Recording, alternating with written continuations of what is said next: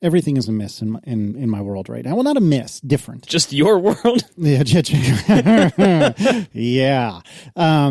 So first of all, Aaron is having an outdoor socially distant book club meeting right now. So there's a very slim chance I might need to run away during the recording. But more pertinently... Wait, to go give your thoughts on the book? Yeah, exactly right. No, in case one of the kids wakes up, which is extremely rare for them, but you never know, could happen. What did you think was the theme of the book? Yeah, I don't even remember what book it was she was reading, but nevertheless. I don't even remember what themes mean. But more pertinently, as Marco, better than anyone, knows, I have had very sporadic problems with my genuinely beloved USB Pre 2. And every great once in a while, it will...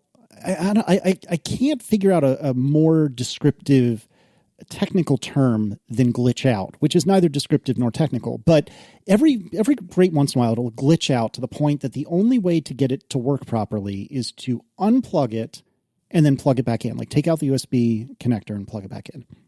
Which in of itself, from my perspective, is not a big deal because it takes all but a moment for everything to right itself and everything's good to go.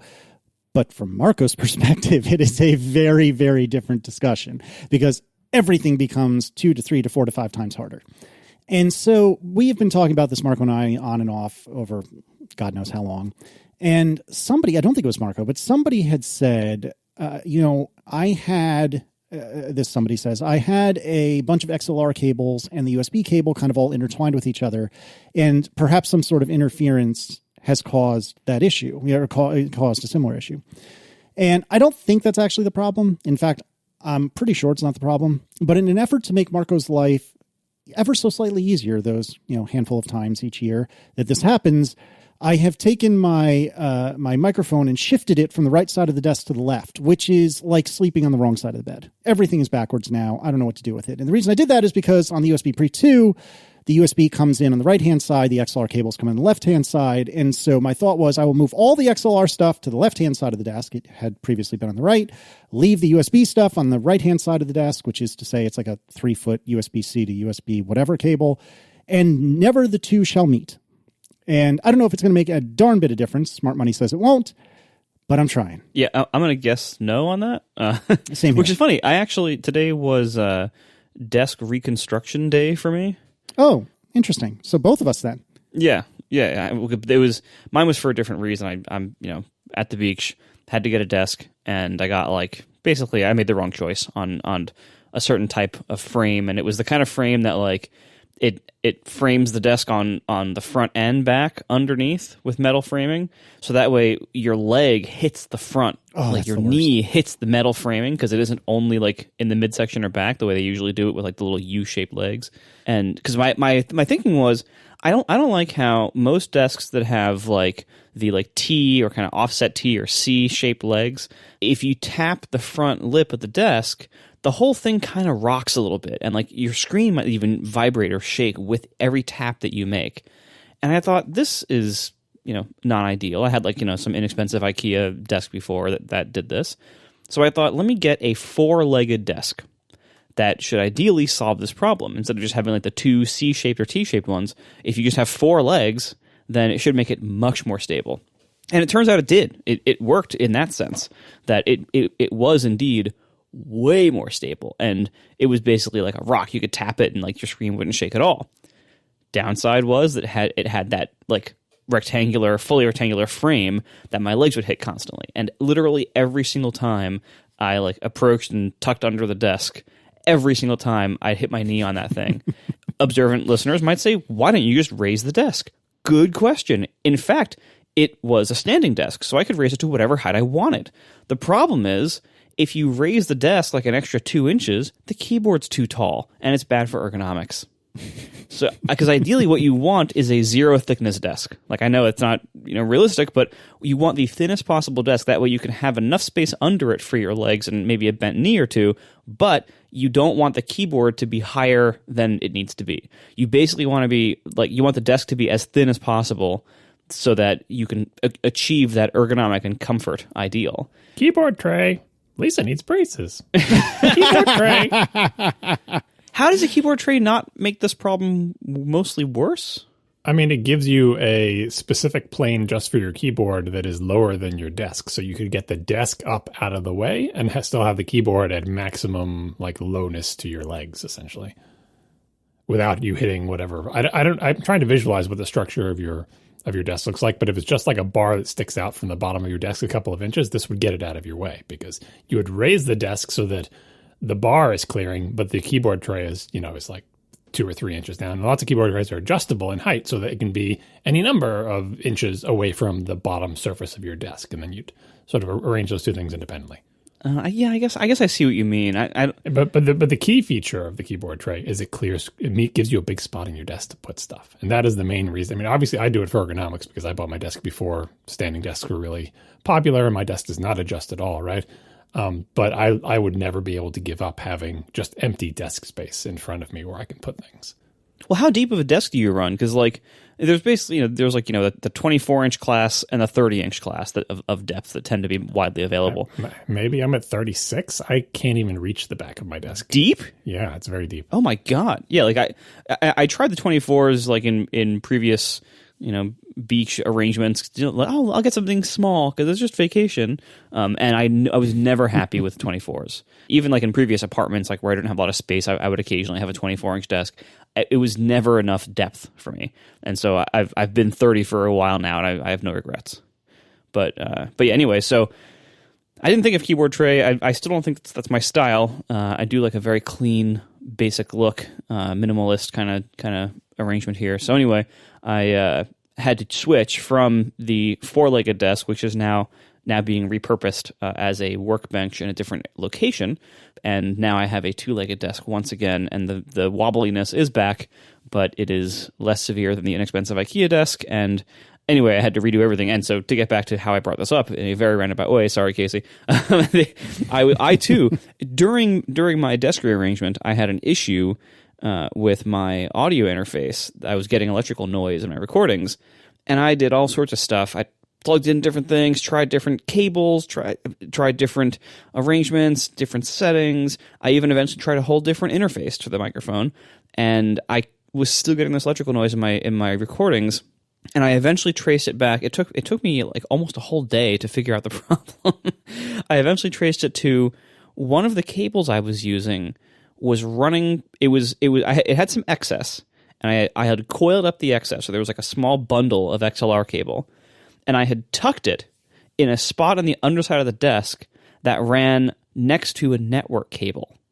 And apparently it was getting interference from the network cable running past a bundle of XLR cable.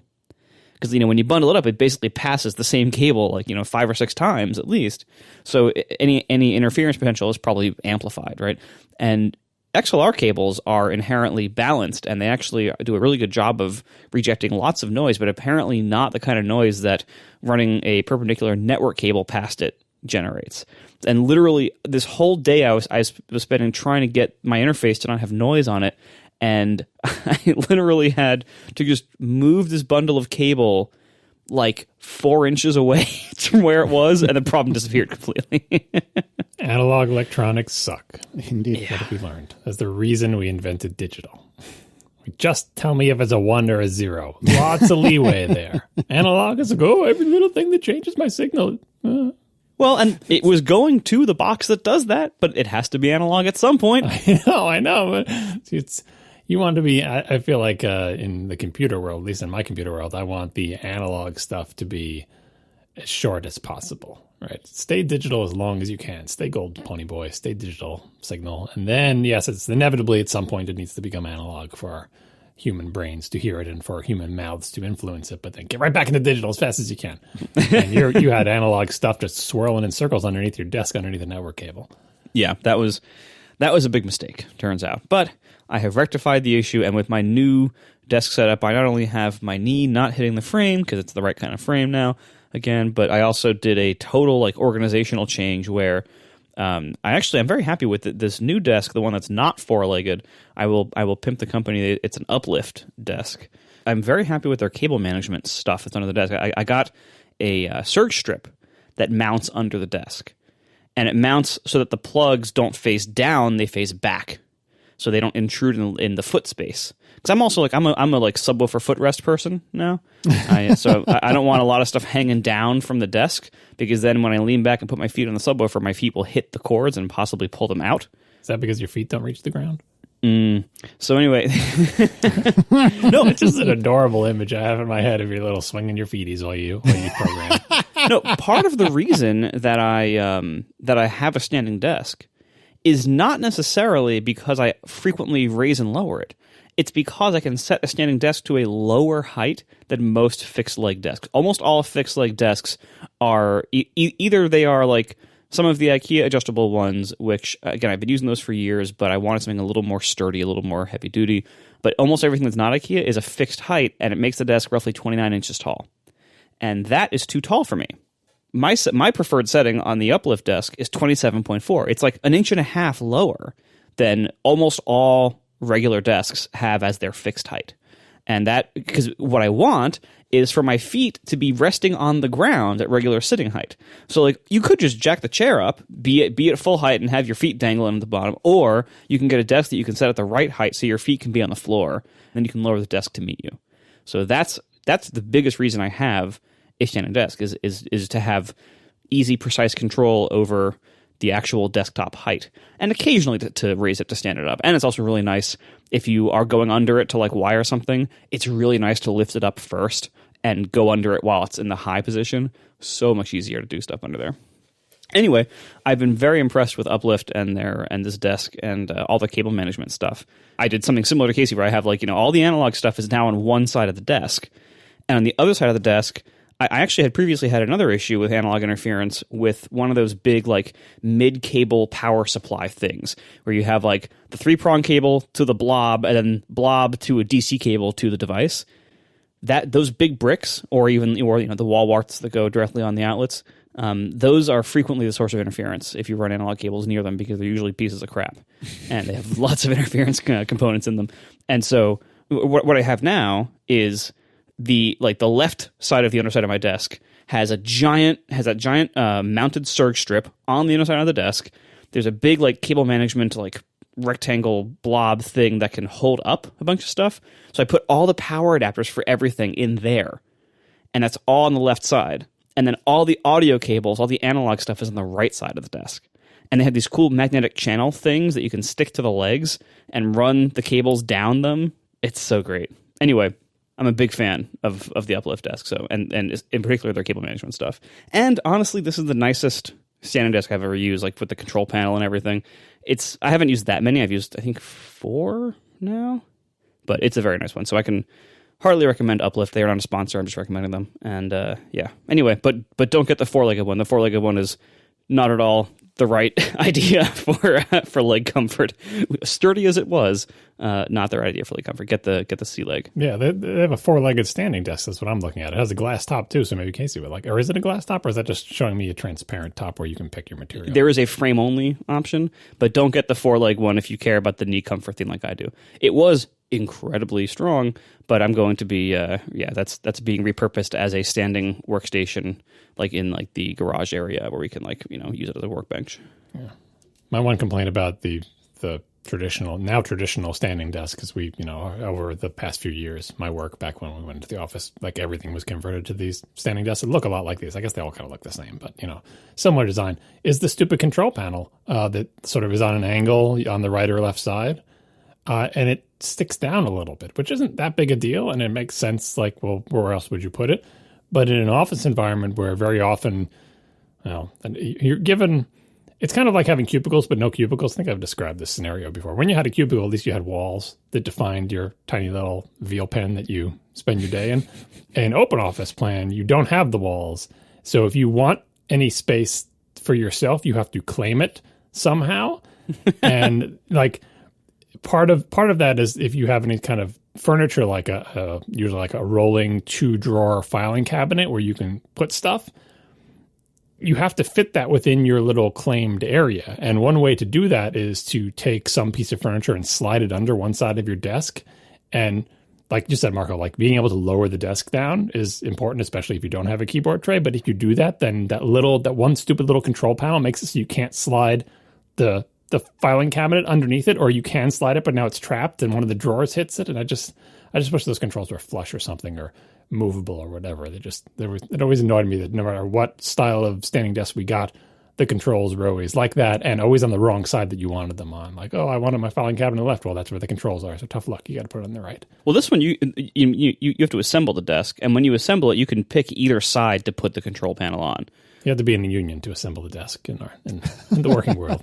Sorry, you can't assemble the desk yourself. No, I would go in there in off hours I'd bring my power drill and a bunch of stuff and just, oh my goodness. Like when no one's in the office, I'd just be under there. You know, I mounted my own keyboard tray on a succession of desks by drilling the holes myself when nobody was in the office. I just thought about that the other day. I wonder what my desk is like. I think I left a pair of my headphones there. I think I left a pair of headphones that you gave me as a present at one point. I think those are still in the office. I should go back and claim them.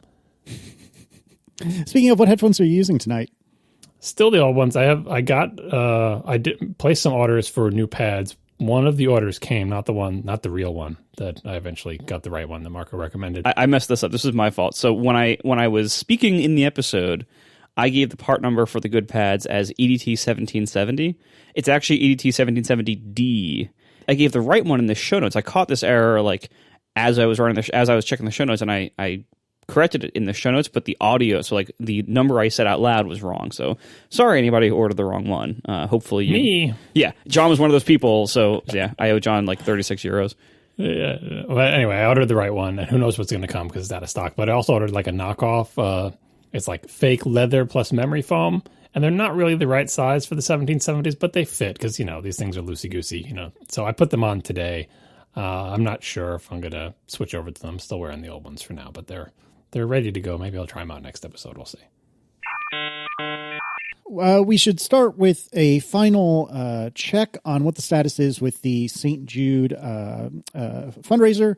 And if you recall, we've been talking about this all month because September is Childhood Cancer Awareness Month. As we record, it is still, strictly speaking, September for another couple of hours. So, hey, if you wanted to just eke in right at the nick of time, feel free to go to stjude.org/ATP. But I wanted to genuinely thank everyone for having sent so much money to St. Jude. It is really incredible how much money they and we raised.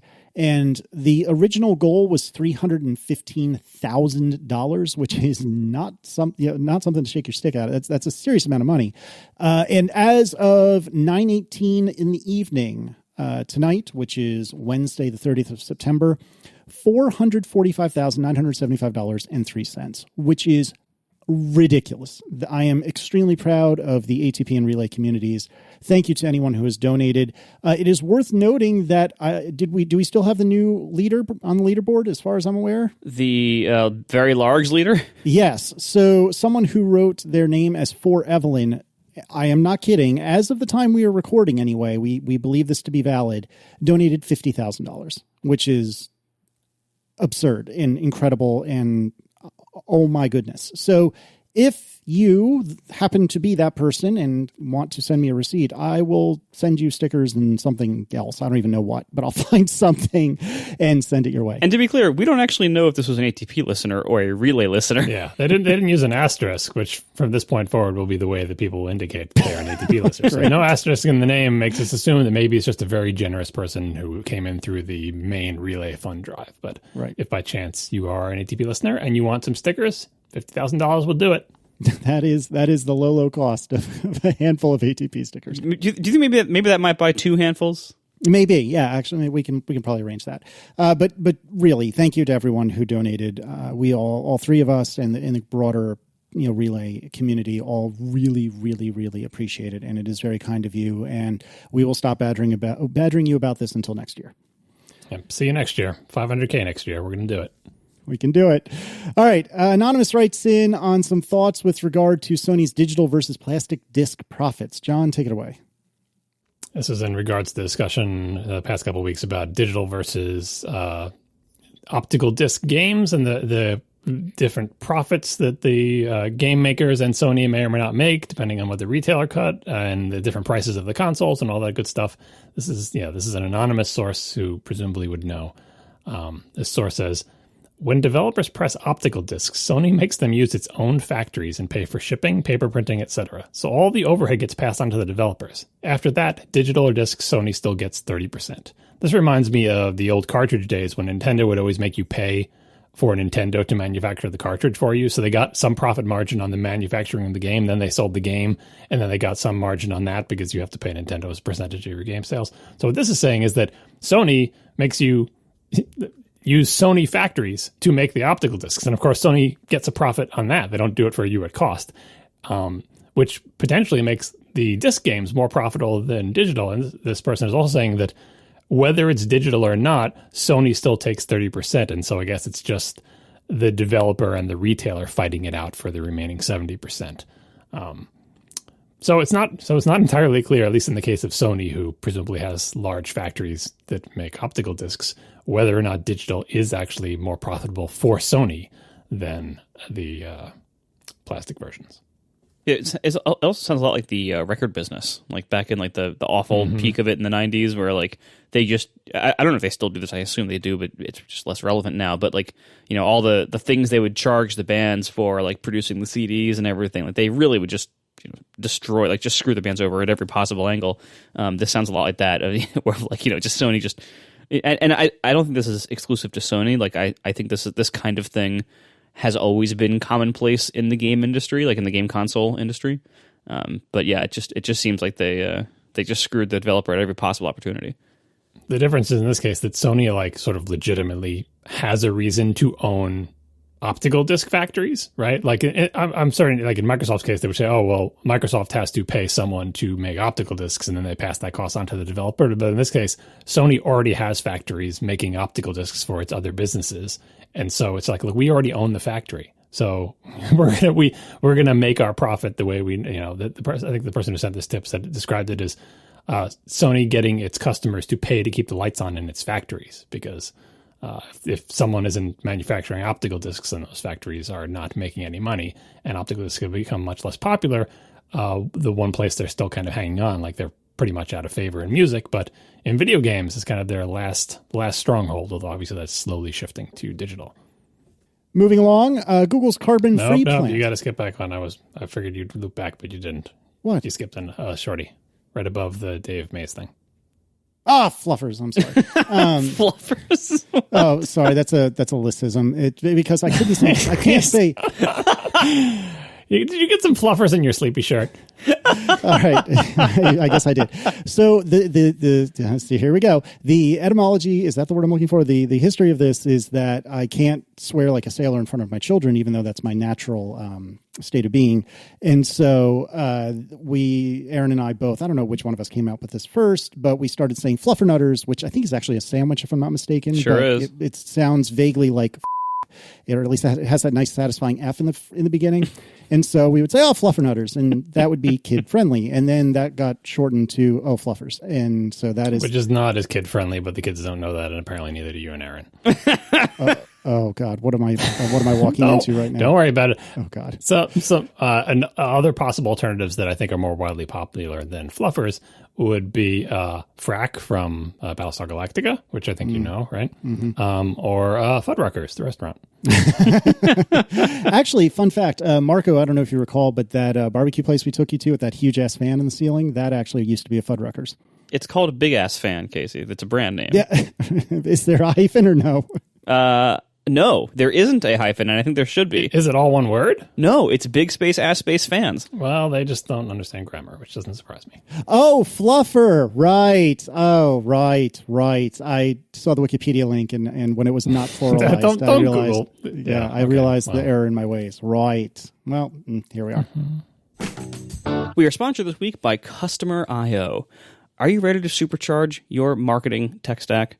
Tech-savvy marketers choose Customer.io for their email marketing and automations for its simple API and easy-to-use interface. Using its segmentation engine, you can target your audience by who they are, what they do, always updated in real time. You can automate your emails, notifications, text messages, even direct mail. Any kind of crazy campaign you have in mind is possible with Customer.io. And if you're trying to stitch data together between different systems, Customer I/O's workflow and webhooks action can automate any operational headache you might have. You can stand out to your users by sending smarter, better timed, and more personalized messages that show your brand in the best possible light. And with industry-leading customer support, if you need it, you will have dependable help right there whenever you need to. So go to customer.io/ATP to schedule a personalized demo to see how you can improve your messaging. Be sure to mention that you heard about Customer I/O from Accidental Tech Podcast, so you can go from your first campaign to your best campaign faster with Customer I/O. That's customer.io/ATP. Thank you to Customer I/O for sponsoring our show. So we talked last week, maybe the week before, about how Apple had the very curious policy of you needing to return the entire watch and band combination if you have a poorly fitting solo loop. And after quite a bit of outcry, which was to be expected, hey, guess what? They changed their minds on that. And so now you can actually return just the band and not the entire watch band combination. I haven't seen anything personally about the mechanisms by which this happens, particularly via mail, but supposedly it is a thing that you can do now. Yeah, this is good. I'm very glad they fixed this. It is kind of weird that it ever was, that it ever happened in the first place. Like, I think this was the kind of thing where some part of the process kind of fell down. Because it's common sense that when you sell a fixed length band as part of a non-separately returnable bundle with the watch, like, of course there's going to be a bunch of returns, especially in a year where it's really hard for a lot of people to go to stores. This was kind of an unforced error, I think. Like, they should have fixed this issue in their operations chain before they launched, not afterwards. But I'm very glad they fixed it. I don't know how easy it is to swap the bands. And a topic that we will get to in a little bit maybe is like, so my son's Apple Watch came, the SE that we decided to try. Oh, yeah. And I will talk about that in a little bit. But basically, of course, the band was one size too big. And it turns out, like, he actually likes wearing it loose, so we're wearing it that way anyway. And I ordered the smaller band to compare. But, like, I think the way that sizing tool was initially guiding us to use it, I think a lot of people ordered bands that were one or two sizes too big. They must have been getting a ton of returns to deal with. And so it's good that they've made this process better. Moving on, Google has announced their carbon-free plans, and they say, as of today, which was a couple of days ago, we have eliminated Google's entire carbon legacy, covering all our operational emissions before we became carbon neutral in 2007, through the purchase of high-quality carbon offsets. This means that Google's lifetime net carbon footprint is now zero. We are pleased to be the first major company to get this done today. Since 2017, we've been matching all of our annual electricity consumption with 100% renewable energy. Now we're going even further. By 2030, Google is aiming to run our business carbon-free and on carbon-free energy everywhere at all times. That's pretty good stuff. That is actually not evil. Who knew? They still do not evil things from time to time. Nice to see companies competing to be the more, the more green, the more environmentally friendly. I thought Google had an interesting angle because they're such a young company, relatively speaking.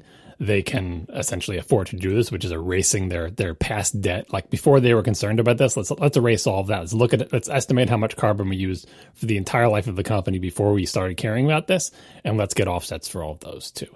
For Apple, it would be harder because they started in the 70s, and even just calculating what their carbon usage would be difficult. I think Apple's still going farther because they're trying to weave it through their whole supply chain, although Google itself has less of a supply chain than Apple because they don't manufacture quite as much hardware as Apple does through third parties or whatever. But yeah, there's good stuff. I like to see it. And, dueling press releases and dueling multi-decade strategies to be more environmentally friendly. It's a thumbs up for me.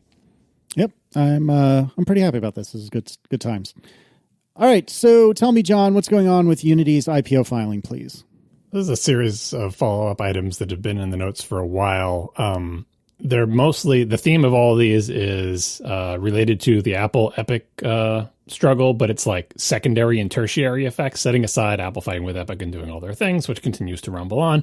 What's going on in the rest of the industry related to this? This first one is from many weeks ago. It's about Unity. Unity is a competing 3D engine. It's like Unreal Engine, but from a different company. It's cross-platform. Many games on iOS and many other platforms are built based on Unity. And the company that makes it is filing for an IPO. And I don't know the details of this, but I've seen enough IPOs to know that one of the things you do and not just on IPOs, but I think in general, is like,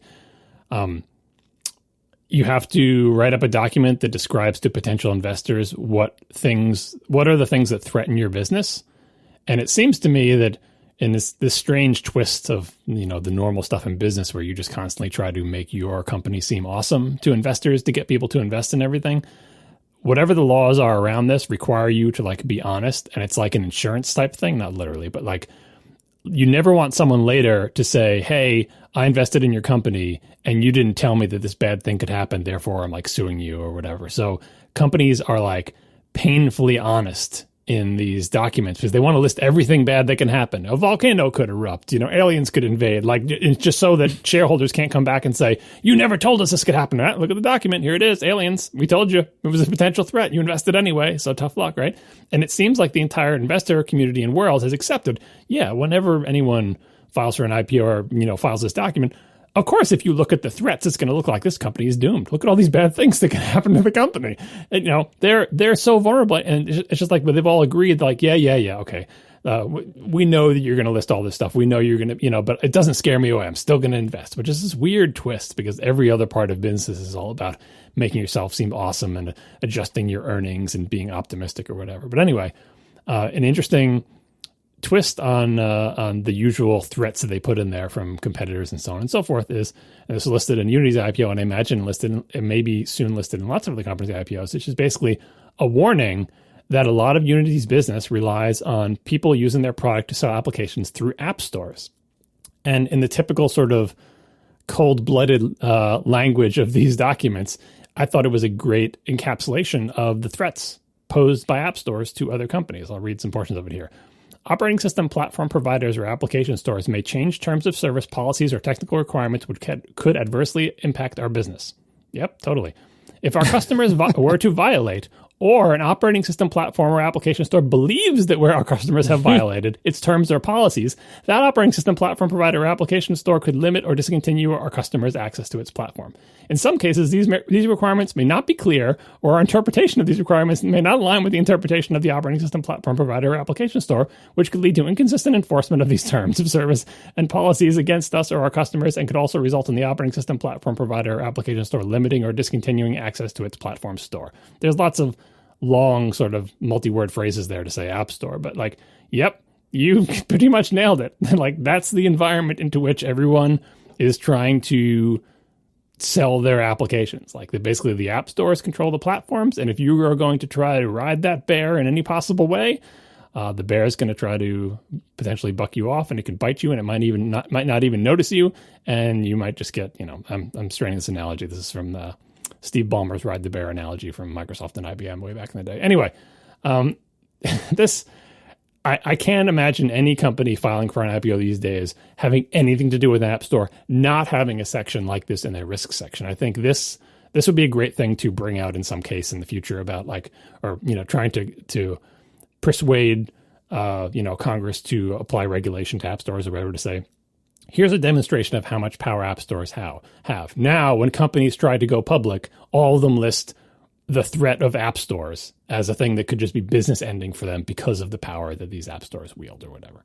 And that can't be good, like overall for, humanity, business, economies like that. To have like more massive risk factors like that can't be a good thing. Yeah, I mean, like I said, these documents always list like everything, and they always make it seem dire. But I just thought it was, if you tighten up the verbiage surrounding the what do you call it? What is it called? Platform providers or application stores. If you squish that down to app stores, or if you just squish it further down to Apple or Google, it's a very straightforward, lawyerly explanation of the reality that we all face. Do you think this is just like a blip in computing history? Like, do you think? I mean, obviously, whatever you can call like a 12-year period, a blip. But like, do you think, say, in 10 years from now, that the dominant computing platforms will have these lockdown, like single gatekeeper app store kind of situations? Or do you think this will be, kind of partially torn down or completely torn down by then? I feel like in most industries, what you see is a sort of Cambrian explosion of activity and then consolidation. And I guess you could have a re-explosion if there's technological change, But it's tricky. I mean, the one I always think of and the one you always see charts about is the auto industry. There used to be tons of car companies. And then there were not tons of car companies because most of them went out of business and got bought or consolidated. And now, sort of with the change in tech, you're like, well, electric cars, is there going to be like an explosion in new car companies? Not really. I mean, it just like seeing one new car company like Tesla is like, wow, I can't believe that happened. But I think the same thing with computer companies. There used to be way more computer companies and way more platforms, and there was consolidation. I'm not sure how you get the next explosion in that specific type of business, right? You can have an explosion in tech companies. I think we've seen an explosion in tech companies, but platforms haven't really exploded. Even mobile, I guess you had a brief period where there was like WebOS and BlackBerry or whatever, but then again, consolidation. So, and with app stores, they sort of got it. They were pre-consolidated because you need a platform to have an app store already. So they piggybacked on existing platforms. So I think it's one of those things where regulation could help with this. But I think we'll eventually see a diversification, but not a diversification of things that look exactly like the App Store. Diversification in how products are sold and distributed, digital products are sold and distributed, sure. But specifically app stores, specifically for mobile devices, there's not going to be like a third one. And I don't think either one of the two parties are going to give up much control without a government regulation. So I think it'll just be like, well, I remember when we used to all buy music from iTunes and now we all use streaming services, right? It'll be like, well, remember when we used to all buy apps from the App Store and now we use insert thing X that I don't know what it is, like, some future unforeseen thing. I think it has to be a slightly new type of thing. In the same way that, streaming services are not, it's just digital music, right? Well, but it's different enough that the players changed around a little bit. And there's a little bit more openness there and competing streaming services versus everybody buying from iTunes, and, having Amazon and so on and so forth come in late in the game. So. And speaking of gatekeeping and things of that nature, news publishers, including the Wall Street Journal, are joining the attack on the App Store and ask for Apple's cut to be halved. Surprise, surprise. Yeah, this is another older story, but it was like when another side effect of Apple versus Epic, other companies smell blood in the water. Like when Apple is weakened / distracted. Now, if you're part of Apple News Plus, hey, we don't like our deal either. We'd like to get more money and you have less money, Apple, right? Yeah, sure, why not? Pile on. I mean, I don't know if it'll work out for everybody, but as soon as there's any perceived weakness, it's time to perhaps try to renegotiate with Apple. Again, this was about a month ago, more than a month ago at this point, so I don't know how it turned out. Probably not well, but people are going to try. And sort of kind of tangentially speaking of, Apple blocked a Facebook update that called out the 30% App Store quote-unquote tax. Apple blocked Facebook from informing users that Apple would collect 30% of in-app purchases made through a planned new feature, Facebook tells Reuters. Apple said the update violated an App Store rule that doesn't let developers show, quote, irrelevant, quote, information to users. And there's a screenshot here in the show notes, which hopefully we will put as maybe the chapter art or something. But it says there's a button that says purchase access for $9.99. And in small text beneath, Apple takes 30% of this purchase. Learn more. I thought this was interesting because, I mean, on the one hand, Facebook's doing this to be a jerk, right? Because they're sore about the 30% and they're offering a price and they want the customer to know, you don't like this price? Well, guess what? Apple's taking a 30% cut out of it. The implication being maybe it would be 30% lower if it wasn't for Apple. Who knows if it would? But anyway, but I think the interesting part of it is, like, if you have a business model for your digital thing that you don't want the user to know about, like that you're kind of ashamed of, like it's like they're calling it irrelevant. There's no need for the customer to know. That's between you and me, software developer. That's between Apple and the developer. The customer doesn't need to know about this at all. But this relationship between Apple and the developer does affect the customer in profound ways, in small ways in terms of what is the price of this specific purchase, and in big ways in terms of what kind of applications will you ever see available on this platform. And Apple like literally having a rule, or their interpretation of a rule, that says, don't tell users what's actually going on. Even if it's the truth, like it's 100% truth. You do an app purchase, Apple gets 30%. That is true. Apple doesn't want you saying that to the user. And I'm not sure that's a particularly defensible position, even though, like I said, Facebook's putting this text there to kind of be a jerk, and this is a battle of the titans, between these two companies. It seems like if Apple thought it had a system that really was good, like, hey, the App Store is great, everybody loves it, users, Apple, and developers, we're all doing great, putting the terms in, while it may be quote-unquote irrelevant or maybe too much information or maybe people don't care, they wouldn't forbid it. It's like, yeah, you want to tell people what the deal is, fine. Like, the deal is the deal. What harm is there in users knowing this? And I think as any of us who have ever had an app in the App Store know, customers, most people, have no idea how the App Store works, nor should they really care. The same way they don't know what percentage of their purchase price of groceries is going to a vendor and how much people pay to be put in end caps. Like, customers don't need to know that. In some ways, it is irrelevant. But like I said, in this specific instance of apps on the App Store, it is actually much more relevant to customers than perhaps the fees the grocery store charges to get your item somewhere other than the bottom shelf or whatever. Yeah, I mean, in this case, it's complicated. I mean, first of all, like, it could have been a much more complicated situation than what Facebook reported here. Facebook is a terrible company run by a bunch of terrible people who lie constantly. Facebook could be leaving out some really important information here that makes it a little bit less clear-cut. That being said, if there is any kind of rule in Apple that does, prohibit app developers from saying below the purchase button, Apple takes 30% of this purchase, that is indeed a big problem. Like that, I agree with John. Like, that is not something that is a good look. And however Apple chooses to coax the language around such a rule, of course it's going to be an unwritten rule. But if they say like it's quote irrelevant, like that's not a meaningful term in app development. Apps are filled with irrelevant information. How do you define what that even means? Like that doesn't mean anything. That's not. We shouldn't argue about what is relevant or irrelevant to users. That's what Apple wants us to do if they were really doing this. But the reality is, like, Apple doesn't want developers apparently to show users where the money goes. And again, there's a huge if here. If this story is true, and if this is the whole story, and if we're not, if Facebook didn't leave out massive information here, those are big ifs. But I think this is a very likely thing. Knowing Apple and their attitude towards this, and I think you could kind of see it both ways. Like, if you to use John's store analogy, if you go to a store, the prices in a store don't say, we take 40% of the price of this milk, and Verizon Farms or whatever gets 60% or whatever it is. Like, the store doesn't say that, and customers don't necessarily need to care.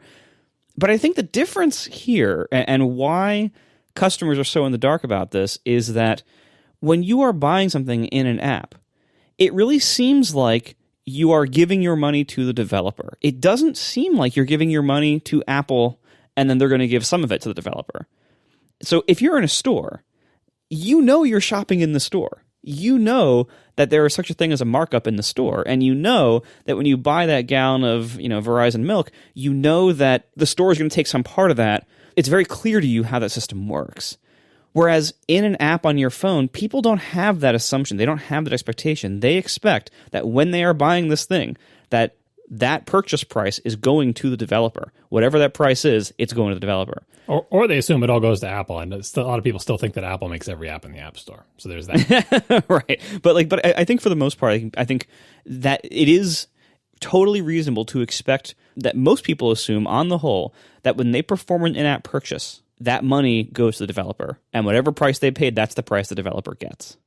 The system has always been more complicated than that. Like, there's always things like credit card fees when any transaction, but I feel like it's the difference in magnitude matters here. If they lose a few percent, like 3 to 5% for like payment processing and weird like tax things, fine.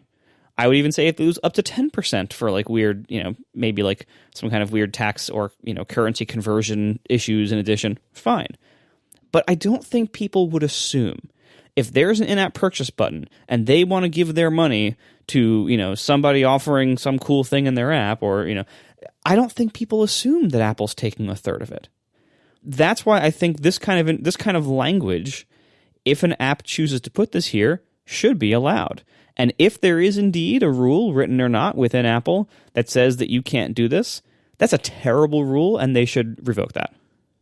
The thing that strikes me about this is, and granted, I'm only looking at the image of the picture and the caption beneath, But this plays to me as though Facebook thinks that somebody's going to feel bad for Facebook that Apple's taking 30% of this purchase. Who is going to feel bad for Facebook in this? Like, there must be. I would assume there are people that are like Facebook super fans in the same way that you could argue the three of us are super fans of Apple, but who are they? Like, I don't know. And even the people that enjoy the social interaction that Facebook can provide, friends and family who really enjoy that sort of thing, I wouldn't say any of them are really overly enthusiastic about Facebook themselves. So, like, I sort of get the play here, like, oh man, Apple's screwing us. They're taking 30% of this, but like, you're Facebook. Grow up. Like, who cares? If it was you, Marco, or me, or Underscore, or John, like, okay, that's different. But it's freaking Facebook. Like, they print money. Like, who cares? Y'all get a grip. Well, they're trying to turn customer sentiment against Apple, because that's part. Right. It seems. I mean, assuming this is a thing that is as described, it's to Facebook's advantage for people to be mad about the purchase price and to be mad at Apple, like to think that, oh, if Apple didn't take that cut, this would be lower. And now Facebook is fomenting anti-Apple sentiment, which is why it's kind of a jerky thing to do and why you can imagine Apple not particularly liking it. But I still say, if the deal really is fair and would seem fair to anyone you described it to, you wouldn't be ashamed of explaining it. And it would be like, okay, well, you can, it's kind of like if you, when you went to the grocery store, they had a little sign next to the MasterCard thing that said MasterCard takes a 1% of this transaction, right? Or something. Every time you use a credit card, we have to pay, X percent or X amount to MasterCard. Because, like, it's like Marco said, if they had that sign there in small prints underneath the little MasterCard symbol on the register, people might read it and go, huh. But because it's a fraction of a percent or 1 or 2% or whatever it is, people would just say, oh, that's interesting. I didn't know that. But anyway, not a big deal. But 30% is very different. And that would probably make people notice, especially if they didn't think about that before. They're like, really?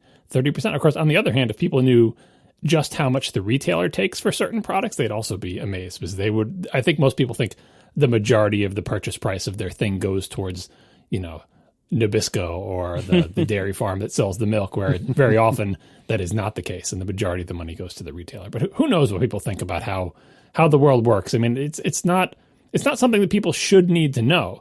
It's just sometimes we're just collateral damage in this war between titans. But I still feel like if you had a deal that seems reasonable, like the credit card fee thing, people would be like, oh, well, I don't care. It's irrelevant to me, but it doesn't seem crazy. Like if you told someone how credit card fees work, they might be surprised that retailers just have to eat that, and it might make them feel bad for using a credit card instead of cash. But that ship has long since sailed, and I think the entire economy has learned it's worth it for the convenience. We will pay those fees because we know more people will shop at our store if we don't insist that everyone pay with cash, because it's more convenient. That's why the credit card industry is, well, one of the reasons the credit card industry is as big as it is. And so I think everyone's willing to make that trade-off. It seems reasonable if you explain it. But so few people know about the App Store deals. This is setting aside the stuff I said before, the big macro level stuff of like, and by the way, they also control the type of apps you're ever going to see because they decide what is allowed on the store. More on that later, possibly. That I think people wouldn't just go, huh. They'd be like, wow. And maybe they would take a note of that. And maybe if and when this comes up in the legislature for just considering regulation, they would remember seeing that little sign about, Apple taking a 30% cut. Or maybe they wouldn't care. Who knows? We're in such a developer-centric worldview here that I honestly don't know how regular people would, handicap these parties. Because I think they're, Casey, you mentioned Facebook superfans or whatever, but I think in general, outside of the tech sphere, people like Facebook because you don't pay for Facebook. It's free. And it's a thing that has positive connotations to a lot of people. They use it all the time. If you took it away from them, they'd be sad. And they never have to pay any money for it. So thumbs up. And I think people in general like Apple, but I think people in general either don't think about developers, or if you were to describe what a developer was, wouldn't like them because they'd be saying, oh, these people getting rich selling fart apps, right? Or whatever their notion is of what a developer is. Their view of it is probably not accurate. And unlike Apple and Facebook, there is no sort of friendly public face that says developer that makes people have good feelings about it. This reminds me of the times, and I can't think of anywhere it has happened recently, except maybe a gas station, when there'll be, and you've alluded to this, a cash price and a credit card price. And the credit card price is like 5 tenths of a cent per gallon more or something like that. I forget exactly what it was. But yeah, you do see that from time to time. And yeah, I agree with what you said, that convenience definitely trumps pretty much everything else. And so, God, I should really find a better turn of phrase for that. Convenience is more important to most people than anyone else, than anything else. And so, yeah, I don't know. It's just crummy. And I think, like you said, we're so developer centric because the three of us are developers and make at least some small portion of our living in the App Store. And so we are very, very biased when it comes to this. But yeah, it feels like, 10 plus years on, 30% might be a little bit preposterous. Oh yeah. Well, and to save us from a bit of follow up here, if you want to run a store that accepts credit cards, the deal that you have to make with the credit card companies, I think almost always, this could be out-of-date information, but at least these used to be this way, almost always prevents you from requiring credit card minimums or charging a different price for credit cards than for other customers. Almost always, like the merchants demand that from the terms. Now, that being said, many smaller stores just ignore that, and they can usually get away with it because I don't think enforcement on like little mom and pop places is very strong. But that's why like the big chains, like that's why you can go to Starbucks and charge a $1.50 cup of terrible coffee. They like Starbucks knows the deal they make with Visa, MasterCard, American Express, or whatever precludes them from charging different prices to credit card customers. And I don't like maybe the big gas chains might negotiate things differently because gas is such a weird thing with weird margins and everything. But for the most part, like most stores aren't actually allowed to charge different rates. So that's worth knowing in that argument in this analogy. I would also say like once you know how this kind of stuff works, your behavior might change. Like once I learned that, like how much worse it is, for instance, for the wait staff at restaurants to have credit card tips versus cash tips, and once you learn how much their income depends on tips as well, I started doing cash tips whenever I can. Like if I'm at a restaurant, if I have enough cash to pay the tip in cash, I will try to do that. And I started carrying cash to restaurants for that purpose if I have enough, because it's a small difference for me. Oh no, I'm not going to get like the 1% reward on my card for that portion of the bill, but it's a huge difference for them. And so like when you learn that kind of thing, you might change your behavior. So I don't think it's unreasonable to, for an Apple like Facebook to attempt to tell people, as evil as Facebook is, to attempt to tell people like Apple's taking 30% of this purchase. That being said, there is another side of this. I know we're going long on this, sorry, but there is another side of this of like, what do you expect users to do when there is no other choice?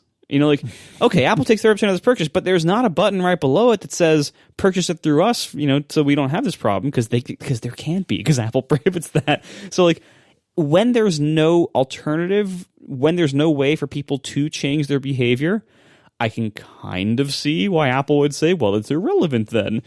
That's not a good reason. But well, like I said, they're trying to change sentiment, and it's kind of the same example as you giving the cash tip. Like, so you have an alternative, which is I can change my individual behavior in a way that mitigates this somewhat, which is exactly what you just described. But there is another alternative. In the case of Apple, there's no individual thing that you can do, but there is a collective thing in both cases that can be done. The collective thing in your case would be to vote for people who are going to vote for a much higher untipped minimum wage, or a no distinction between tip versus untipped minimum wage to get rid of or change the terrible system we have in the United States. We have terrible systems for a lot of things, by the way. Hi, people who are not in the U.S. One of them is tipped workers and that whole scam where you can pay them ridiculously low wage and expect them to make it up in tips, which is, anyway, collective action. All of us can vote for people who will make laws to change that such that these people don't have to rely so heavily on tips, such that, like the individual action of you tipping cash is good, but the collective action of us changing the laws surrounding that is better. And so what I think Facebook is hoping for is, well, there's no individual action you can do, but we want to move your sentiment so that the collective action that somehow we will all get behind is, oh, these app stores, they need to be regulated. Let's make laws that change what they're allowed to do. Yeah, that's fair. And I would say just in general, to wrap this up, it's a really like dirty, scummy thing. I think anytime Apple has a rule about the App Store that precludes app developers from telling the user what's going on, like why things are the way they are, or why they can't do something.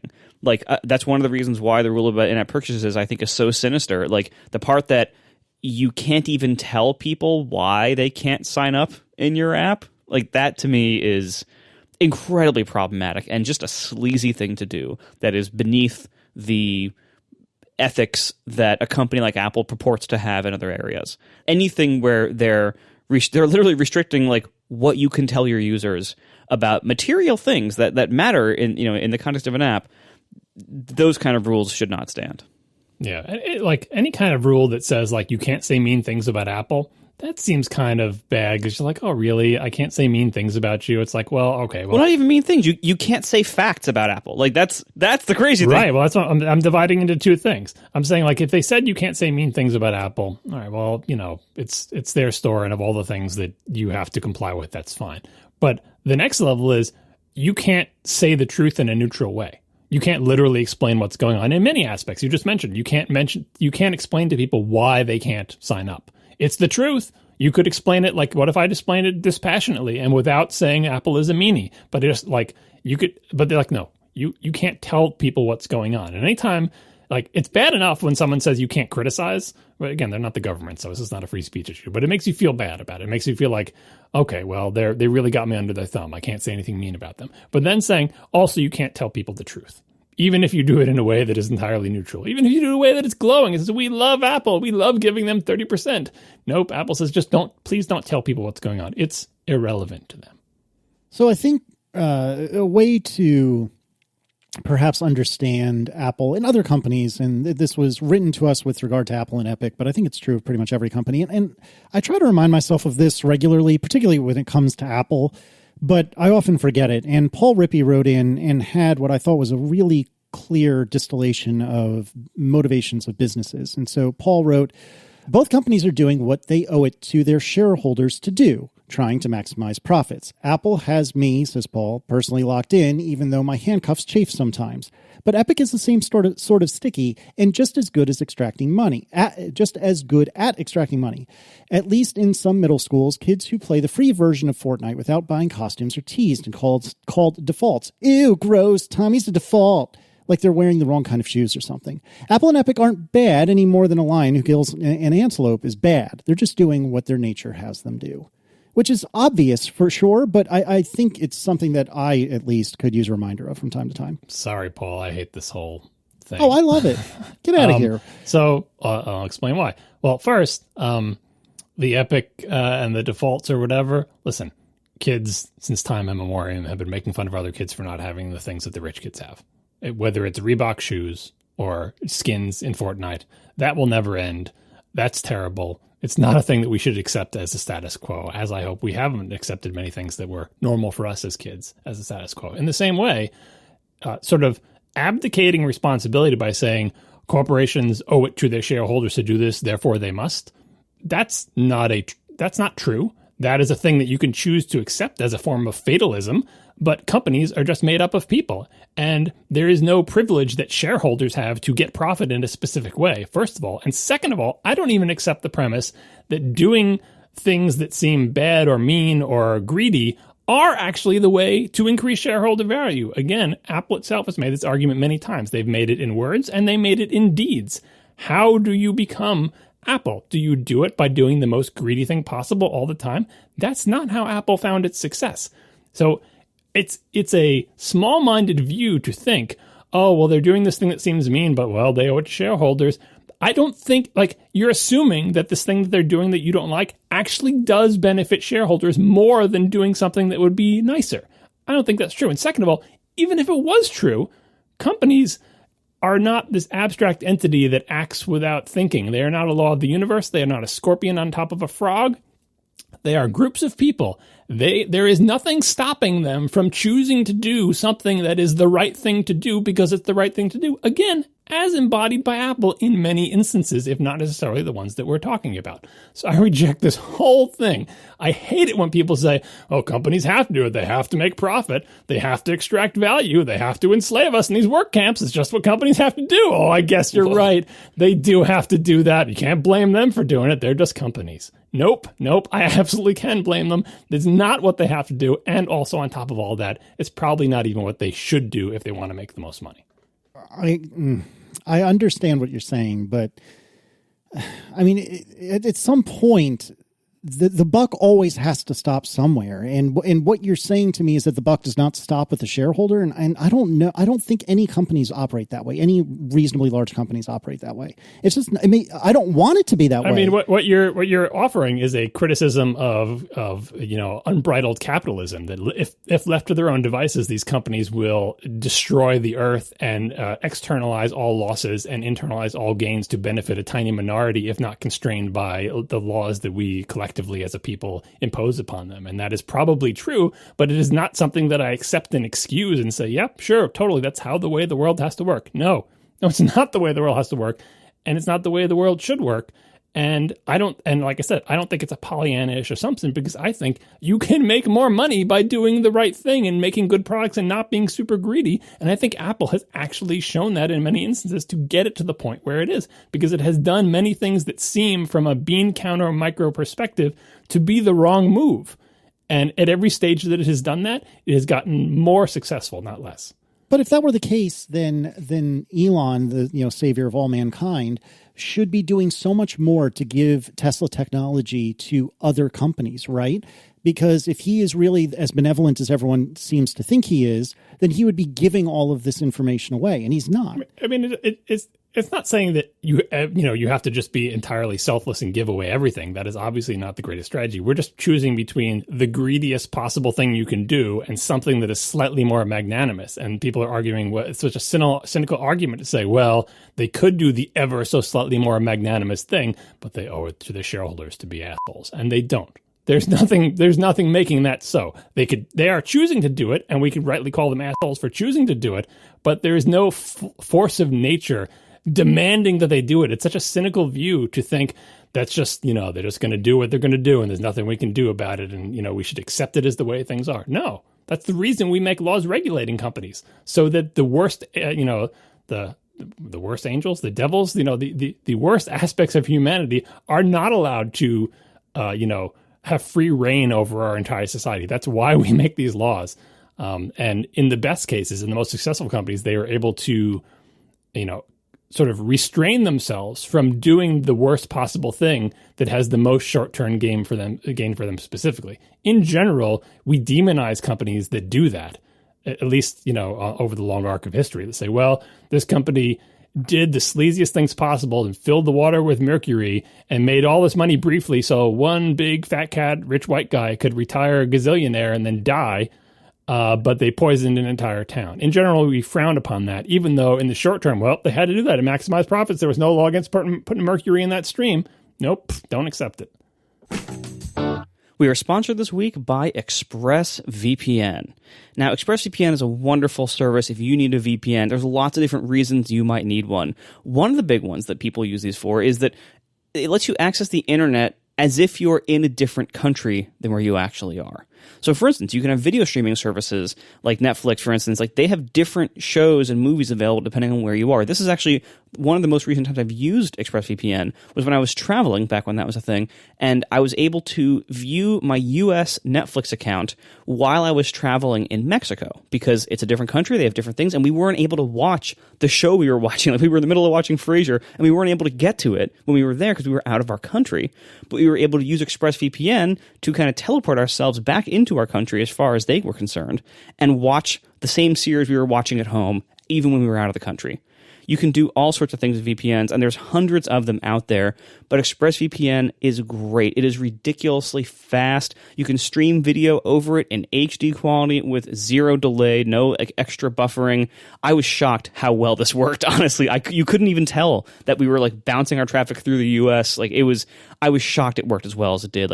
There was literally no perceivable difference on my laptop. So you can use ExpressVPN on lots of different devices. They have phones, laptop, tablets, even your TV. and it works with many streaming services. I mentioned Netflix. They also test it against Amazon Prime, BBC iPlayer, YouTube, and many more. You can choose from almost 100 different countries, and it's super easy to use. You just launch the ExpressVPN app, change your location, hit connect, and then refresh whatever you're watching, and it just works. So it's so simple. See for yourself at expressvpn.com/ATP, and you can get an extra 3 months free when you sign up for a 1-year package. So once again, expressvpn.com/ATP for an extra 3 months for free. Thank you so much to ExpressVPN for sponsoring our show. So one of the new things from the Apple Watch event from a couple weeks back is Apple announced family setup, and the idea here is that until now, every Apple Watch was required to be paired with an iPhone, not an iPad, an iPhone. And now you can set up an Apple Watch for someone else in your family who does not have their own iPhone, and it has to be cellular. And once you do this, it gets its own phone number, similar to the other cellular Apple Watches with the whole number sync system thing. But it's its own phone number. You can call it directly. It doesn't ring with yours, so like it's kind of its own independent cellular device, but without having a phone. And then you can use it as any other family device. So like you can see the person's location if they share it with you. You can enforce screen time limits. There's a new feature called School Time that basically locks down all the distracting features of the watch during the hours you set if they want to wear it to school. We've actually been kind of on the edge of wanting to get our son some kind of cellular device so that we could see where he is, because in our current situation, he's doing a lot of going to the playground by himself and stuff like that, and or maybe going to a friend's house after school and so we wanted to give him some kind of way that we could see his location if we need to, and that he could call us, or we could call him or something in an emergency, or to see what was going on. And he's still a little small and a little young, we thought, for a phone. We didn't really want to get him a phone. Some of the kids in his class actually already have phones, but we didn't want to go there yet. I don't know or care what everyone else's thoughts are about what's too young for phones. This is sorry for everyone who has different opinions. This is just our needs here and our thoughts here. Anyway, so this seemed like a perfect arrangement where an Apple Watch that is an inexpensive model, hence the new SE, or even an old used one of the old ones if we had it, but unfortunately we didn't have any aluminum ones that had cellular. So we went with an SE, the nice base model SE one, but with cellular. And funnily enough, now my son wears the same size watch as I do, the 40 millimeter. Got him a size 2 of the new rubber strap thing, although size 1 is probably going to be the more appropriate size. I'm waiting for that to arrive in a few weeks. But 2 is loose, but it works. He wore it. Today was the first day of wearing it fully, for the whole day, including going to school with it. Then after school, sure enough, we were able to send him off to the playground by himself, and he was able to come back. And for anybody who thinks that we're monsters, it's a different situation where we live. It's fine. Everyone here does this. Anyway, so the overall experience of it was surprisingly good. You would expect something like this from Apple that's a brand new feature that involves coordinating multiple services, multiple devices, different iCloud accounts, the carrier accounts. You would expect a lot of rough edges and a lot of things that are broken or don't work well. And largely it was great. So first of all, 2 things have gone very well for me this year with this upgrade cycle. Number 1, I was able to successfully transfer when I got my new Series 6. I was able to transfer through the regular process my cellular service from my old watch to my new watch. That has literally never worked before. This year, for some reason, it worked. I'm very happy about that because that saved me from dealing with AT&T's weird chat assistants. So that was wonderful. And then when it came time to set up Adam's family setup watch, with the exception of one unlabeled button, I took a screenshot. Maybe I'll make it the chapter art. There's a family setup screen, and there's an unlabeled localized string missing thing where it has a little privacy people shaking hands icon, and under in all caps it says button_title_Wi-Fi. Nice. So besides that one missing localized string, everything else about it actually worked very smoothly. I was shocked. Again, like I hit very few rough edges. The only little snags were I had trouble figuring out like how do I get like his contacts, or how do I like add myself to his contacts and everything, and then how do I get his location to show up in our like Find My app as the watch's location. And it turned out I had to like go adjust settings because he'd already had an iPad with his own iCloud account. He's in our family account, and we had screen time restrictions set up for him, including not only like hours of use, but things like privacy settings. That's all, like everything that used to be parental controls is now under screen time. So we had to actually go into the screen time settings, like on his, like on our devices, like managing his settings to enable location services at all, and then to enable him to share his location. And then we could see him in our family group. But before he had the permission to share his location, that didn't work. And that was a weird thing to have to find, but I eventually found it. But besides that, it has worked very well. My only concern remains battery life. Oh, there was another funny feature. So the school time feature is interesting. Let me go into that for a second here. I actually forgotten about this, but they have this feature called school time where you can set during certain hours. It basically locks out the watch from doing anything that might distract the kids in school for the most part. So it fixes it to a certain face, and I haven't looked to see if I can edit that face at all.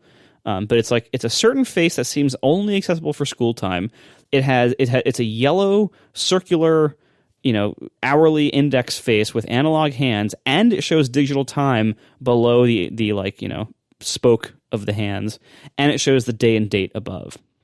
So I guess great. It teaches kids how to read analog time, maybe, but also has the digital time there and has day and date. I was a little disappointed that it seems to force this face instead of letting him use other faces that he might want. It disables complications and apps, and it puts the watch in do not disturb mode. And only the approved contacts are able to get through. So it's actually a very good thing for school.